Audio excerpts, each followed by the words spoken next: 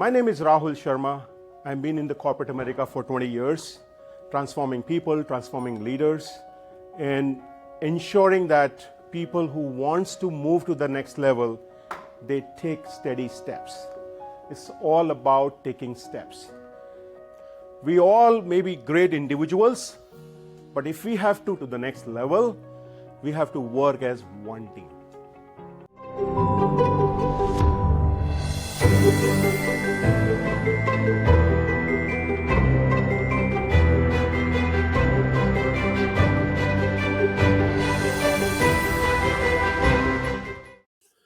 Before we get started, a quick note. The opinions expressed here are my own and those of my guest. This conversation is intended for informational and educational purposes only. Always seek expert guidance for your unique situation. And I'm also pleased to inform you that NESDA Global is a proud sponsor for this season's podcast. Thank you, NESDA.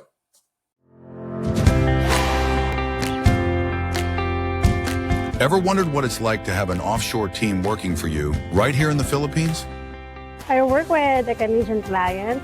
NESDA provides me everything from workstation, a stable internet, and HR support, and a team that feels like family. Working with NESDA's workforce outsourcing team is fast-paced, exciting, at times challenging, but that's exactly what makes it rewarding. It's an opportunity to collaborate with people from diverse culture, gain new knowledge and skills, and be part of a team that supports clients across the globe. We are NESDA Workforce Outsourcing. Thinking of expanding your global team? Email us at contactus@nesdaglobal.com. Hello and welcome to another episode of the Climb the Confident Leader podcast. I am your host, Rahul Karan Sharma, where we share stories of leaders moving from invisible to becoming an influencer. And our next guest is grateful to lead a global team of 18 individuals as the founder and CEO of Next Level University, a global top 100 podcast focused on helping others reach their unique version of success. Now, over 1 million listen in more than 175 countries. Wow, 175 countries. He coach, train, and podcasts with amazing people all around the world, including me. And he believes in a heart-driven, not bullshit approach to achieving both external success and internal fulfillment. This guest is all about personal development. This guest is all about how to unleash our true potential. Ladies and gentlemen, please welcome Alan Lazaros to our show. Welcome to our show, Alan. How are you doing today? Wow. Thank you for the awesome intro. I really appreciate it. I will not waste a second of anyone's time. I believe the 21st century is extremely noisy, and I will add as much value as I possibly can. And thank you for that awesome intro, and thank you for having me. I really appreciate it. It's an honor. I'm excited.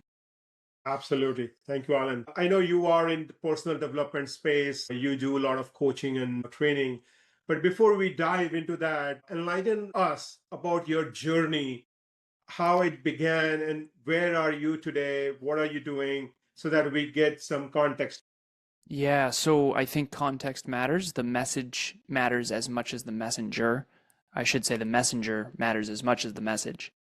So for me, one of the interesting sort of parts of my journey now, I'm 36 now, but I look very young. So that is not helpful. That's not helpful in my business career. People don't like to be coached by a 12-year-old, right? But I'm 36 now, and one of the weird sort of unexpected things in my life is I was born and raised in Massachusetts, and from this vantage point, I kind of look like a silver spooner, someone who started on third base, and it couldn't be farther from the truth.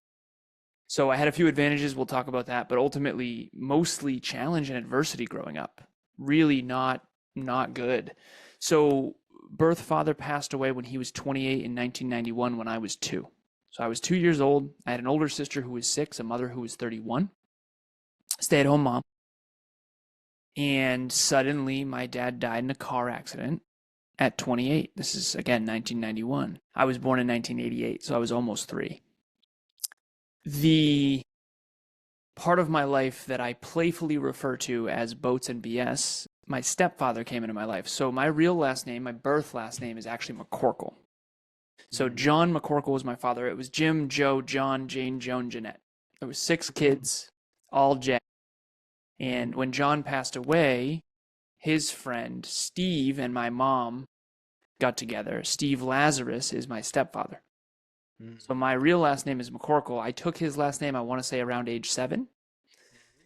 And my mom and stepdad did not get along, and that's a polite way to put it. So I playfully refer to that time as Boats and BS. So this is from 1992, basically to 2002 or 2003 or something like that. I was 14 years old when my stepfather left. So from 3 to 14, those 11 years, it was a lot of fun. It was a lot of abundance. So the 1990s in the United States was extremely lucrative, extremely abundant, a lot of expansion. And the US, for those of you who don't know, is the largest economy. You can research this. And in the 90s, it was the dot-com bubble. So it was boats, ski trips, snowmobiles. We had motorcycles. My mom drove a BMW. We had a yacht. We had an apartment building. We had a house on a lake. Like, we did very well financially. However, so from the inside out, it was really hard. Mom and stepdad didn't get along. Birth father passed away, all that. But from the outside in, we looked very well off. Stepfather left at 14. I'm a freshman in college. I'm 14 years old. And he left. He took his entire extended family with him and 95% of the income. So he used to work for a company called AGFA. They did hospital computers during the dot-com bubble. So you see where all that is going. So he got the house. No, he got the yacht and the apartment building. We got the house and the dog. That same year, my sister moved out. The other thing to note here is my stepfather, his whole extended family went with him.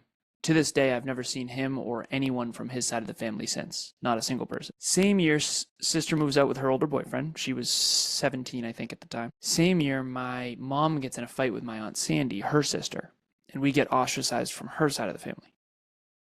So, and we don't associate with the McCorkles anymore because we're the Lazaroses, right? So by the time I'm 14 years old, I've kind of lost 3 families. I had 2 trauma responses to that. So the 4 trauma responses in the human condition are fight, flight, freeze, and fawn. Fawn is the one I didn't know about until my 30s. It's appease, appease, appease. You become this sort of chameleon social coward who just wants to fit in. That was my social trauma response. So socially, just don't lose anyone else. Abandonment issues, friends and family, hang on, be whatever people need you to be type of thing. However, and this is the part I'm grateful for, I looked into the future and I freaked out. And I thought, okay, no trust fund, no generational wealth, no father. We're in some trouble here. I don't know how we're going to keep the house and the family. So I became this sort of super achiever. And it was aim higher, work harder, get smarter. So my trauma response was fight. Aim higher, work harder, get smarter. Aim higher, work harder, get smarter. Definitely the prove myself thing. Dad left, stepdad left, right?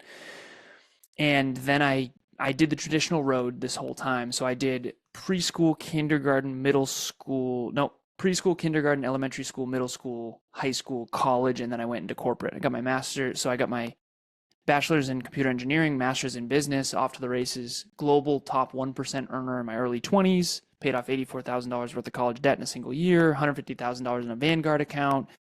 I call it STEMBIF, science, technology, engineering, mathematics, business, and finance. That was kind of my thing. Those things always came very naturally to me, but the inner stuff didn't. Then I get in my car accident. 26, I'm already very successful in corporate, and I worked for a company called Cognex when I was 26. My territory was Vermont, Connecticut, and Western Massachusetts, and I was an outside sales engineer. I sold industrial automation equipment into big manufacturing facilities like Frito-Lay, Ben & Jerry's, General Electric, all this stuff. So anyways, I get in my car accident, my fault, head-on collision, not a fender bender. This was, fortunately, no one was killed. No physical permanent damage, but definitely not a fender bender. This was a head-on collision. I mean, it was a lift-kitted pickup truck, and I was fortunately driving a Volkswagen Passat, which I used to call the tank. Super safe car, both airbags deployed, so physically we were okay. Definitely rattled, but okay. But mentally, emotionally, and spiritually, my dad died in a car when he was 28. I'm 26 at the time. This is the second chance my dad never got. That was 10 years ago. And that's when I found my calling. That's when I found personal development. That's when I found self-improvement. That's when I found personal growth. And I went all in. I quit corporate. I started my own company, Alan Lazaros LLC, what you'll never learn in school but desperately need to know. I wanted to inspire, motivate, and educate kids. And good luck getting into high schools and colleges with that slogan, right? But that was 10 years ago. And so now I have Next Level University and everything that you said in the opening. And I'm still kind of on that same journey, trying to sort of bring personal development to the masses in my own unique way, helping people reach their potential. Wow. Wow. What a roller coaster journey you had, my friend. And I'm glad that the way you came out as a winner for yourself, for your family, extended family, is very courageous. And also what you're doing for the community. Your Next Level University is truly an awesome place for people to grow, people to learn what is that inside out approach. We always look from an outside perspective. We hardly spend time in making our internal self more stronger. So that's what you and your team does. So kudos to you, my friend. Thank you. Thank you. Thank you. I really appreciate it. Yeah. And Alan, I'm sure when you started this, so take us back in the time you met with an accident and then you got this calling. That initial year or so, how was it? I mean, was it a very smooth sail for you that you thought of starting a business and boom, you started getting clients? Or it was a very roller coaster ride? Take us through to that moment when you were having that self-doubt, you felt invisible. Yeah. So no, it was not smooth sailing. I often tell people this too. And I think that entrepreneurship and starting a business, and I have a podcast called Business Growth University that's for business owners. So I am pro business and entrepreneurship, of course, but I think this idea that everyone should start a business is a very terrible idea. It is atrociously difficult. It's insanely difficult. So there's 8 billion people on the planet. There's 5.65 billion people on the internet. So the opportunity is big, but the competition is fierce. And so when I started my company, those first few years were brutal. It's like I always say Coca-Cola versus Sam's Cola, right? Everyone's going to choose Coca-Cola because no one knows who Sam is. And Sam is Sam Walton, Sam's Club, Sam's Cola. But in the beginning, you kind of feel like Sam's Cola against Coca-Cola. No one really knows you. You don't have any clients. You can barely coach people for free, never mind charge for it. And now I coach 20 individuals. One of them's 4 times a week. So and this is it's almost like you have to endure a really, really, really long time before anyone will give you any credibility. In the beginning, and you mentioned self-doubt. So one of the really unique things about me that I'll share, because one of the things that bothers me nowadays in the 21st century in particular is you'll hear videos like self-discipline doesn't work and everyone should be an entrepreneur and all this stuff. I don't think people are sharing both sides of the coin. So I just shared my really, really challenging childhood. Sure. And a lot of adversity, and I overcame a lot of adversity, and I did come out on the other side, and I'm really grateful for that. And I don't take that away from me. Okay, that's great. But I got to share the other side of the coin, which is giftedness. You're not really allowed to go near this with a 10-foot pole if you do identify as gifted. You're not really allowed to call yourself gifted. But I was the guy, straight A's in high school, didn't have to try that hard, could party all night, still get straight A's in the calculus classes without going to the class and just do the exams. So so I call it STEM, science, technology, engineering, mathematics, business, and finance. I've always felt gifted in that regard. And so I had 3 advantages. So I shared my disadvantages. Birth father died, stepfather left. I shared my disadvantages. I need to share the advantages too, and then I'll bring it to your original question. Number 1, I was born in the wealthiest country on planet Earth. There's 195 countries, and the GDP of the US is by far the largest. It's not even close. China's next. And you can research this. I'm not saying this because I'm an American. I'm saying this because I've researched it. Number 2, Massachusetts. There's more colleges in this state and higher education in this state than almost anywhere per capita on planet Earth. Okay? And fortunately, Massachusetts had equal opportunity and no child left behind. I got financial aid and scholarships that allowed me to go to one of the best engineering schools in the world. That was $50,000 a year back then, and I didn't know how I was going to afford it without that. I quite frankly couldn't have. When my stepdad left, we didn't have the money. And then number three, and this is the part that people really have a hard time with because I don't feel like a super likable guy. I don't really struggle a ton with self-doubt. And I never really have. And that's very unlikable and unrelatable. But when you mentioned like self-doubt, I never really struggled with the long-term doubt. Now, the process had to change 1,000 times, and no one was jumping out of the woodwork to believe in me. But I've never really doubted whether or not I could be successful in my own business. And I think part of that is because of the first and second thing, the giftedness piece. And now that I coach other business owners, 20 other business owners, I'm not playing the same game as some of them. And that's something that everyone needs to really identify is what is your strength and what is your natural inclination and what is your passion and how do you turn it into purpose for a profit? And if you're not in the statistical high end of a certain skill, it's going to be very, very, very hard to build a successful business, especially when it comes to influence. So even right now, my ability to communicate effectively and get through to people, that's always been sort of natural for me. And I've had to work on it. Don't get me wrong. I've done thousands of episodes. If this is even reasonably good, it's mostly because of the little improvements over time. But ultimately, I have one person I'm thinking of. Her name's Gabby. If she started a podcast tomorrow, I know she'd be successful. She's just such a strong speaker. She's naturally great at it. There are other people that want to start a podcast and be successful, and they're not really strong speakers, and they have a really hard time. So we're not all going to be Michael Phelps. We're not all going to be LeBron James. Everyone can start a company, but not everyone's going to be Steve Jobs.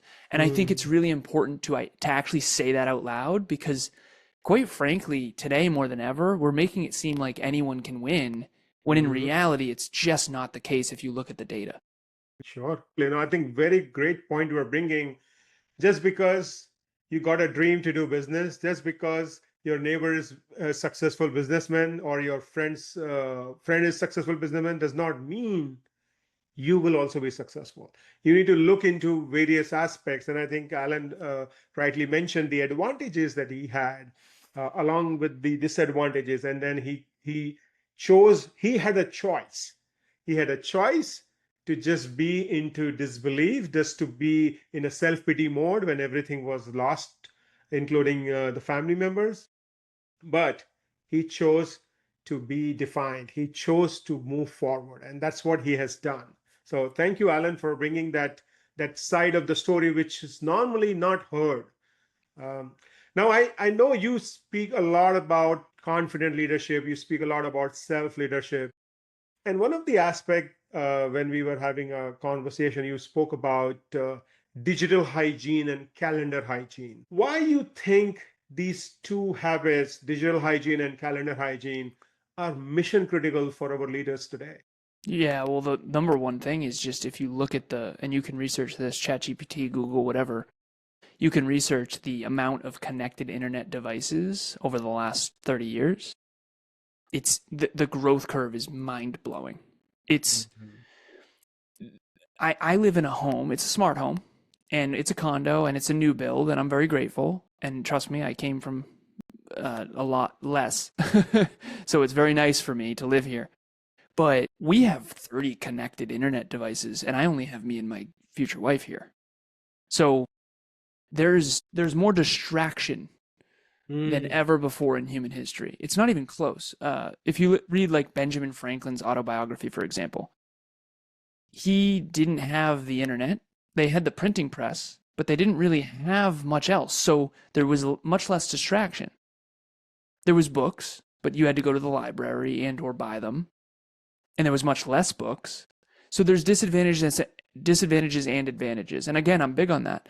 So just using Benjamin Franklin as an example, he, in his autobiography, tracked virtues and he tracked his habits and he wanted to be a better man and all this stuff. And he's not necessarily a hero either because there's a lot of other stuff. But what I am saying is he had the advantages of very little distraction. There's not much else to do. So let's read and write, and you used to have to write a letter, mail it out. 6 months later, you get a response, think of a thoughtful answer, write it. Now the treadmill has sped up so drastically. So digital hygiene and calendar hygiene are absolute mission critical necessities for anyone who's a leader today. Because when I left corporate, because I did, like I said, preschool, kindergarten, elementary school, middle school, high school, college, corporate. That is the traditional path in my country. Now, here's what I realized. I'm not actually that self-disciplined. I'm others disciplined, meaning the bell rings, you better be in class, or there's detention. The structure around me, when I became my own boss, it was, I'm not quite as disciplined as I thought. Because no one's forcing me to get this YouTube video out. No one's forcing me to get this done by a certain deadline. No one's looking over my shoulders with a report. And I realized, oh crap, I have to get my S together and get it together quick. And so what I now help people with, and I use Delta Force as a metaphor. Delta Force in the US military is only 0.023% of people in the military become Delta Force. It's the most elite. SEAL Team 6 and Delta Force are the two most elite groups. And I use it as a metaphor for my clients. I say, listen, if you don't want to achieve really big success, you don't have to listen to a word I say. But your goals and the science of achievement do not care about your feelings. And I mean this, and I'm not trying to be mean, and I'm not trying to be toxic. But people come to me, they're like, well, I want to be a billionaire. Okay, do you want to grind for the next 30 years with pretty much no days off? Because even then, you statistically probably still won't be, right? And a lot of people want things without the sacrifice that comes with it. And so digital hygiene and calendar hygiene, they help you not be distracted. For example, right now, I have 16 minutes and 48 seconds on the clock. There are no rings, there are no dings, there are no vibrations, there is no distractions, no one's going to call me, and that's by design. No one can text me, like no notifications, no distractions. Now, no one has to be as hardcore as me, but that's what's required for my goals. And what you notice is, especially people that are my age or younger, is they're always on their phone all the time. And they're always distracted, so they're never getting into flow. And the deep critical work is not getting done. And back in the day, you'd work 10 hours a day, maybe at a farm or whatever, 6 days a week, and then you'd take Sundays off to rest. And now we can't even focus for 2 hours at a time. And you can't be successful if you can't sit your butt in a chair and do deep work. And the only way to do that is to get good with your calendar and to get good with digital hygiene, because there's basically 5.65 billion other people on planet Earth that have access to me through the internet, through social media and other platforms. And I think it's more than that now with Starlink, but that's the real reason. 21st century, you want to be a leader, you better control your focus and you better get a hang of that quick, because everyone is trying to get your attention. Wow. So many great thoughts. The golden nugget that was dropped by Alan here was focusing on digital hygiene and calendar hygiene. Not for anything else, but for you to achieve your goals, to do that deeper work that really will make a difference. I always say that people cannot do two things, or multitasking. Multitasking is also a very big phrase. According to the research, our brain cannot do two things at the same time perfectly. Yes, you can always listen to music and drive, but again, if you do both the things perfectly, one of the things will fail. Either you will miss some words or you will jump a signal. So make sure that when you call yourself multitasking, you need to be a little bit mindful that brain is not being meant to do 100% accurately two things at a time. Thank you, Alan, for bringing that up. Now, I know that you have a very successful business, successful podcast, personal development podcast. What are some of the patterns have you seen when working with leaders? Why they neglect self-leadership habits? How they can turn things around? Yeah, so I crossed my 10,000 hours probably 3 months ago. I track everything. I'm an engineer and I have metrics for pretty much everything. And I do coaching, training, and podcasting. That's my 3 priorities. Priority 1, priority 2, priority 3. I call it my P3 target. I have it written right over here. 1 to scale, 1 to several, 1 to 1. So podcasting is 1 to scale. Training is 1 to several. I have a group coaching later tonight. And then 1 to 1 is one-on-one coaching. And so when I surpassed the 10,000 hours, what I've done is I did a training on the top 5 things I learned about achievement from 10,000 hours of coaching, training, and podcasting. And one of the things that you learn is this skill. So number one is focus. I'm gonna take you through what I'm sizing up, because if you were to take, let's say your car breaks down, you bring it to a mechanic. I don't know much about cars, quite frankly. I've never studied them. I've never taken them apart. I don't really care much. It's not my passion. It's not my purpose. But I do know about human beings. I know about physiology. I know about psychology. I know about neuroscience. I know about the human condition. I know how to rewire motivation, intrinsic, extrinsic, all this stuff. And I've studied that for a decade or more, quite frankly, kind of my whole life in a way, as arrogant as that might sound. Okay. So what I do is I re-engineer human beings. I reverse engineer their goals for them. We do dreams, goals, priorities, metrics, habits, skills, and identity. And this is sort of I call it the doom loop and the success loop. The doom loop is I don't believe in myself, so I don't invest in myself. And so because I don't invest in myself, I do worse, which makes me what? Believe in myself even worse. Which is the doom loop. It downward spirals. We've all been in doom loops before. I don't believe in the relationship, so I don't invest in the relationship. So then the relationship gets worse, which makes me believe in it even less. That's a doom loop. And we're all always at all times in a doom loop or a success loop. The success loop is I do believe in myself, so therefore I'm going to invest in myself, the self-leadership, self-esteem, self-worth, self-respect. These things are built through investing in yourself. If you had a friend who broke as many promises as you've broken to yourself, how much would you value that friendship? So we set a promise to ourselves and then we break it. And then we set another promise and we break it. And then eventually we stop making promises. And that dwindles our self-belief and our self-respect and our self-leadership. So the success loop is you got to break that pattern. You got to say, okay, I'm going to the gym tomorrow no matter what. And then when you keep the promise, your unconscious and subconscious goes, okay, let's see if I can do another day. That's why I love streaks. Streaks are, people think, well, who cares about the streak? The streak is an indicator of small, incremental building of your self-esteem and self-worth and self-respect and self-belief. So Emilia and I, we started exercising every day. We started off with 30 minutes a day. Walking counts. Walking our dog counts. Walking, jogging, basketball, soccer, weight training, all of it counts. It has to be 30 minutes of intentional movement every single day. We started that March 1st of 2022. Nice. And then eventually we went to 35. Eventually we went to 40.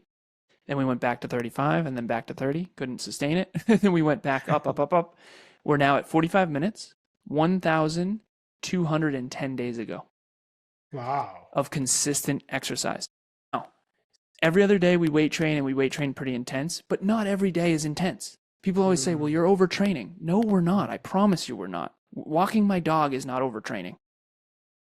The body is meant to move at least a little bit each day. But here's the thing that people don't realize. Why the streak? Is it your ego? No. When you keep a promise to yourself, you build yourself up. And that's self-leadership. You build self-love and self-respect and self-worth and self-belief. And so that's the success loop. I believe in myself, so I invest in myself. When I invest in myself, I believe in myself more. And that snowballs. Wow. The golden nugget for me from this conversation is doom loop and success loop. So if you really are focusing on positivity, the success loop is for you, where you invest in what you want to do, get better. But if you have a pessimistic approach or a pessimistic mindset, then probably you will be going down. You don't want to do things that can help you. So be conscious of whether you are focusing on doom loop or success loop. Nice. And I think the other point that Alan is bringing up is about the streak. So if you cannot measure something, you cannot improve. So if you want to improve, measure it. And that streak is the one way to measure how many days you are able to do it continuously, so that it's not to prove to anyone, not to post a social media page, but for your own self. And that's what self-leadership is all about. Thank you, Alan, for bringing that up. Now, Alan, for our listeners or our corporate professionals, entrepreneurs, if they want to engage with you or your team to really build the confident leaders in their organization, what are the best way for them to connect with you? Yeah, absolutely. So the first thing, and I never used to do this, but I adore, so I have it written over here. I help people reverse engineer their goals. The first one's free. I do trainings. I did this for Toastmasters actually not long ago of how to reverse engineer your goals and dreams. That was the title. And people were pumped about it because in Toastmasters, what happens, there was like 50 people there and they go around and they introduce everybody. And in the introduction, they all talk about what they're most excited for. And I'm telling you, everybody, and this doesn't always happen, but everybody was so pumped about the keynote. And I was the keynote. And I thought to myself, this is interesting. Of all the speeches I've ever given, and there's been a lot, some of them terrible, some of them really good, this is the most excitement I've ever seen. So I was like, why don't I do this? So the first one is free. If anyone wants me to come in and train their team virtually, I'm not going to do it for free with travel. Okay. But virtually from here, I have my whole setup. I've got Canva, do a whole presentation. Okay. I'll do the first one for free. Just reach out. You can Instagram, email, all that contact information. I'll make sure that you have for the show notes.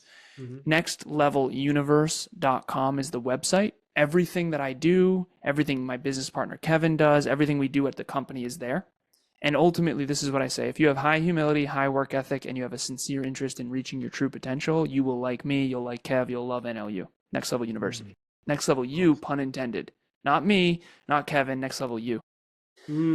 If you are in any level entitled and you want big rewards for minimal effort, do not reach out under any circumstances because I'm just going to be a pain in your butt. You're not going to, I'm not about arriving. I don't believe in it. I think that a lot of people want to talk from some mountaintop as if they've arrived. And I am a striver and I believe in striving. And I believe the future matters more than the past and the present. And I believe that goals matter. And I believe that this idea that you're done or that you've arrived is actually not real. I understand self-worth. I understand being present. I understand celebrating along the way. But I also believe that yes, the journey matters, but the destination you choose in advance dictates the journey. And so I'm a striver, not an arriver. So for any arrivers out there who don't really want to work harder or get better, I'm not for you. Wow. I would encourage you to take on this offer for a free introduction training for your team and check it out. I'm very confident that you will strive for more as he's a striver. So thank you, Alan, for sharing that information. Now, we would move to our last segment of our show, which is a rapid fire round, where I will be asking 5 questions. And without thinking too much, we would want, not we, our audience would want to hear from you, a very different side of Alan. That'll be hard for me without thinking too much. I know you're an engineer and you are a go-getter. So yes, it becomes difficult to really not think, but here is something different for you. First one, a quotation you live by. Only those crazy enough to believe they can change the world are the ones who do. Wow. Steve Jobs. It's actually written up in my office right behind me. Wow. Very good. Your favorite go-to food you can eat anytime, anywhere. Oh, hot table. Paninis. It's unbelievable. Yeah, if you've ever been to a hot table, I don't know if they're just in New England, they're unbelievable. Okay. And no, I'm not being paid to say that, I promise. Are you a morning person or a night owl? Night owl, but I've worked on the morning person thing. Okay. That you're striving to be a morning person. Okay. What's one leadership skill you wish someone had taught you earlier? Influence, the ability to sales, persuasion, and influence. Even if there's not money involved, if you can't move people, you can't change the world. Influence. Excellent. The last one coming for you. If your career were a Netflix series, Alan, what would be the title of season 1 be? My career. Oh, massive pain and failure. Massive pain and failure. Thank you. All right. So now we are coming to end of our episode. I will share my highlights from the show. And I would encourage you all, listener, also to share your inputs. What was the biggest thing that you learned from today's episode? For me, the number one outright is focus on personal development, professional development. There is no better thing to do for yourself is to do investment in your professional development. Another thing that Alan mentioned is about distraction. We are so much connected with devices. There's a lot of distraction. So there has to be a way for us to avoid that distraction. And when you avoid distraction, that's where you are able to focus on yourself. You are able to do that deeper work that is really required for you to become the best version of yourself. Finally, the prioritization around the doom loop and the success loop. Success loop will take you do one thing, it will take you further, improve you and make you better. The doom loop is you just keep on thinking pessimistically about not investing in yourself, not doing it, and ultimately you will not see any results. So you will be back to square one. So make sure that you are focusing on the success loop. With that said, we would let you go, Alan. And before I let you go, any final words of wisdom for our listeners from you? I did this unconsciously. I didn't know that I was doing it. And the reason I was able to turn adversity into aim higher, work harder, get smarter was because of something called self-efficacy. It's the layman's term for it, or the ordinary term, is self-belief. And it's so you have an unconscious, a subconscious, and a conscious mind. And it's the three parts of the brain: prefrontal cortex, mammalian, crocodile. And ultimately, what I've come to understand is that the most important part of our nature is what we believe about ourselves and our level of unconscious and subconscious self-efficacy. I've met people who think they believe in themselves a lot, but they actually don't execute. And then there's some people who think they don't believe in themselves that much, but they always execute. Your actions tell me what you unconsciously believe. Because your actions are tied to your central nervous system, and your central nervous system is tied to your crocodile brain, which is your unconscious. And that's why and again, crude metaphor, but if you get blackout drunk, you can still walk around, you can still talk, you can still do things. The reason why is because that's your unconscious driving. And so my point of this is that I had high self-efficacy unconsciously as a kid. I didn't know that I did. I didn't know other people didn't believe in themselves. Like I mentioned, I don't struggle a ton with self-doubt. You're not really allowed to say that socially. But the reason I say it is because I built so much self-efficacy without even knowing it when I was a kid. And that's why I was able to take my adversity and make it an advantage. Because why would someone who doesn't believe in themselves have goals? Wow. And if you don't have goals, why would you build self-belief? Absolutely. Right? Otherwise, you're just going to stumble upon success and then not know how to self-assign it. So self-efficacy, everyone please research that term. It's the fancy psychological word for self-belief, and you can build it.